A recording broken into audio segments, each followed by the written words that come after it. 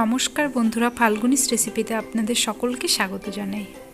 দেখতে পাচ্ছেন আমাদের লাউ গাছে খুব সুন্দর কচি কচি লাউ হয়েছে। তো আমি আজকে লাউ দিয়ে একটা রেসিপি তৈরি করব।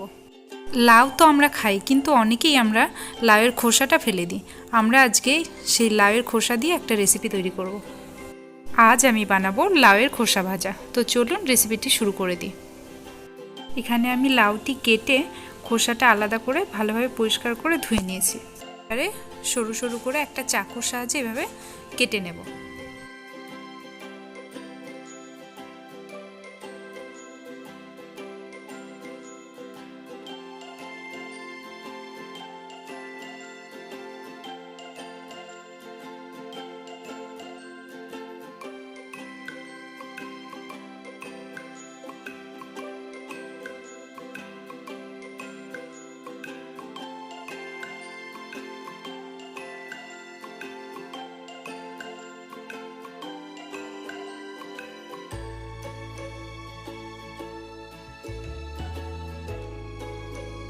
পাঁচ মিনিট মতো হয়ে গেছে এবং লাউয়ের খোসাগুলো হালকা সেদ্ধ সেদ্ধ হয়ে গেছে।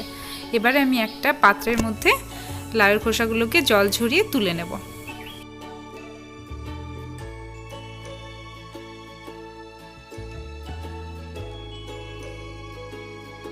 লাউয়ের খোসাগুলোকে জল ঝরিয়ে ভালোভাবে প্লেটের মধ্যে তুলে নিয়েছি।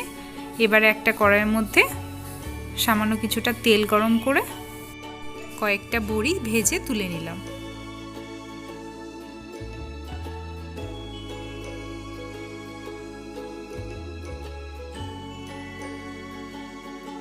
শুকনো লঙ্কা এবং কালো জিরে ফোড়নে দিয়ে দিলাম।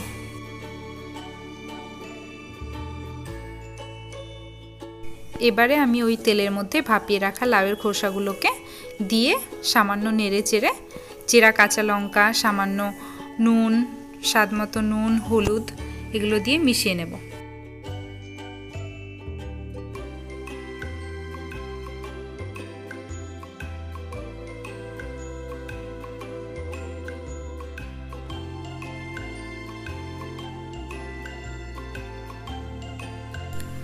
লাউয়ের খোসাগুলো হালকা ভাজা ভাজা হয়ে এলে 2 চামচ পরিমাণ নারকেল কোড়া আমি অ্যাড করে দেব। তারপর ভালোভাবে নেড়ে চেড়ে নারকেল কোড়াটাকে লাউয়ের খোসার সঙ্গে ভালোভাবে মিশিয়ে নেব।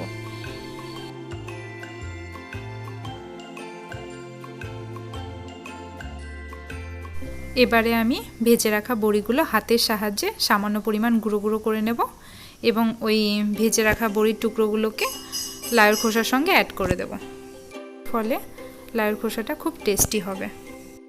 তো ফাইনালি রেডি হয়ে গেছে লাউয়ের খোসার এই সুস্বাদু রেসিপিটি। আপনারাও বাড়িতে অবশ্যই ট্রাই করুন এবং কমেন্ট সেকশানে আমাকে জানান আপনাদের এই রেসিপিটি কেমন লাগলো। এবং যারা এখনও পর্যন্ত আমার চ্যানেলটিকে সাবস্ক্রাইব করেনি তারা প্লিজ আমার চ্যানেলটিকে সাবস্ক্রাইব করে দিন, পাশে থাকা বেল আইকন সহ। ধন্যবাদ।